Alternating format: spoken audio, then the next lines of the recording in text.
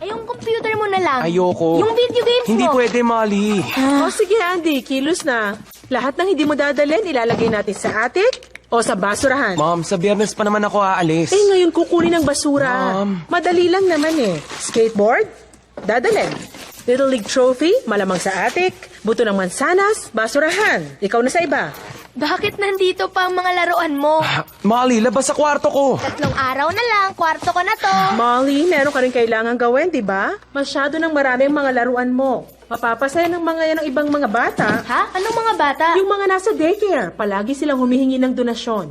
Ano yung daycare? Walang reklamo. Piliin mo na mga laro ang ipamimigay mo at dadalhin ko na doon sa sunny side.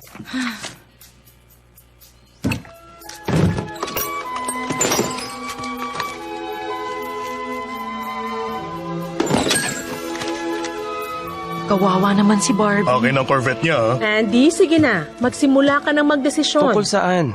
Tungkol na lang sa mga laruan na to. Ibigay na lang sa sunny side? Ayoko. Ibenta online? Ma'am, walang bibili ng mga laruang yan. Luma na sila. O sige, hanggang Biyernes na lang ha. Ang hindi mo inimpake o inilipat sa attic, ay itatapon ko na. Bahala po kayo, ma'am.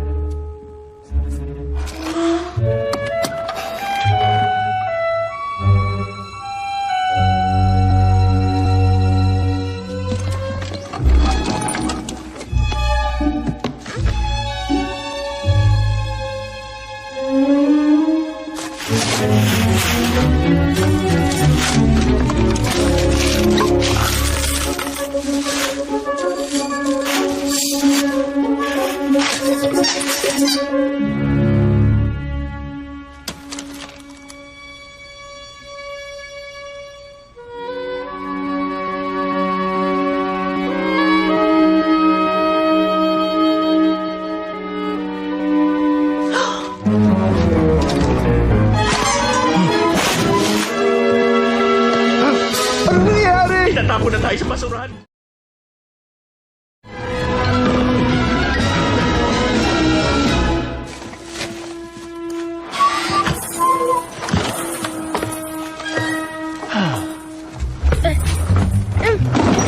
Kailangan mo ng tulong? Kaya ko na to. Eto. Mamimiss mo ba ako pag alis ko? Sinabi kong hindi. Makukuha ko ba kwarto mo? Hindi. Pwes, oo. Mamimiss kita. Hindi ako makahinga! Hindi ito pwede mangyari! Tahimik! Ano yung ingay na yun?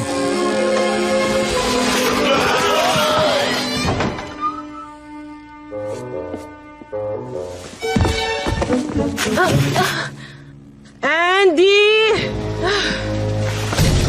Ha? Hindi yan basura! Hindi yan basura! Isip-isip, Woody! Isip-isip-isip! Master! Halika rito! Halika!